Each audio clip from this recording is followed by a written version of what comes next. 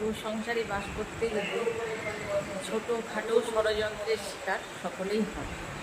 তো কে কতগুলি ষড়যন্ত্রের শিকার হয়েছেন একটু জানাবেন কমেন্ট বক্সে।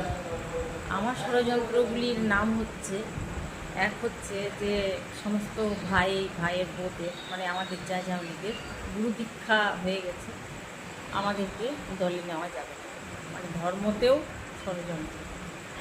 তারপর এখানে রান্না চালা নামানো যাবে না, রান্না চালা নামিয়েও অনেক দিন আমাকে রান্না করতে দেওয়া হয়নি। নর্দমাতে বাসন ধোয়া যাবে না, 3টে ষড়যন্ত্র। তারপর দীঘা যাওয়ার প্রোগ্রাম মানে ভেস্তে দেওয়া হয়েছিল, আমাদেরকে যদি না নেওয়া হয় 10টা প্যাসেঞ্জার দেওয়া হবে, সেখানেও ষড়যন্ত্র হয়েছিল। তারপর বাড়িতে তো নানান মানে মানে কর্ম সেখানে আর কি আমাদেরকে নিমন্ত্রণ করলে আমরা খাবো না, এই বলে একটা ষড়যন্ত্র। তারপর 10 বছর পর আমার পেটে বাচ্চা এসেছিল।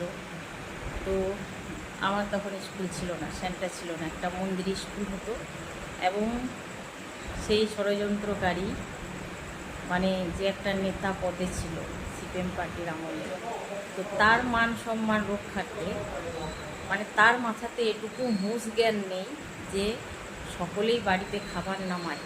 সেই সিপিএম পার্টির আমলে যে আমাদের বাড়ির ছোটো বউ কেন বাড়িতে খাবার নামায় না, আমি নামাতাম না, যে পাছে কেউ বলে যে কমরেড ভাসুরের জন্য তার সেটা সুযোগ নিচ্ছে বা ওনার মান সম্মানে হানি হতে পারে।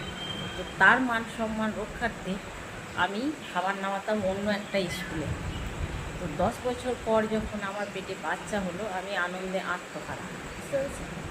তো তখন সিডিপিও ছিলেন হলধর বর্মন, আর আমাদের সাম্মানিক ভাতা ছিল মাত্র 700 টাকা।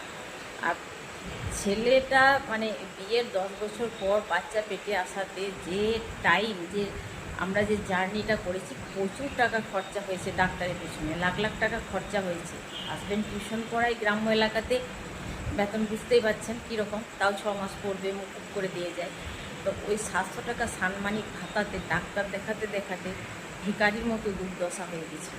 তো সেই হলধর বর্মনকে বলেছিলাম যে স্যার, বেতনটা আমি হাফ নেব, আপনাকে হাফ দেবো, তো আমাকে প্লিজ এখন থেকে উইদাউট পেতে বসিয়ে দেবেন না, আমি ছুটি নিতে চাই না, কিছুটা আমার ডাক্তারের খরচাটা বেরোবে।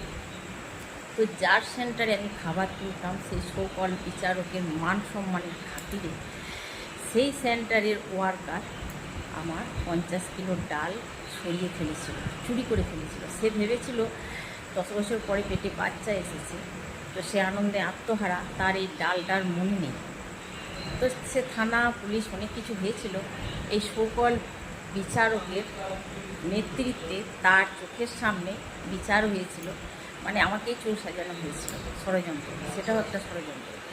মানে জরিমানাটা আমাকেই লাগানো হয়েছিল, তার মানে চোরটা আমাকেই সাজানো হয়েছিল, এটা একটা ষড়যন্ত্র। তারপর আমার যখন হেল্পার ছিল একজন বীণা রুই দাস, সে মানে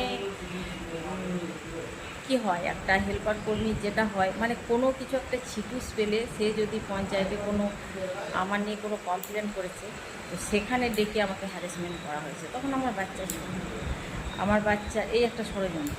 আমার বাচ্চার মিষ্টি বিতরণ করতে গেছে, নেয়নি, নেব না, কি জানি, আমার বাচ্চা হয়েছে, তাদের আনন্দ হয়নি, হচ্ছিল না, মানে তাদের ভালো হচ্ছিল, হয়তো জমি জমা ঘর বাড়ি সমস্ত কিছু নেবার আশাতেই ছিল, জানি না কেন আনন্দ হয়নি, মিষ্টি নেয়নি, মানে হাজারো ষড়যন্ত্র।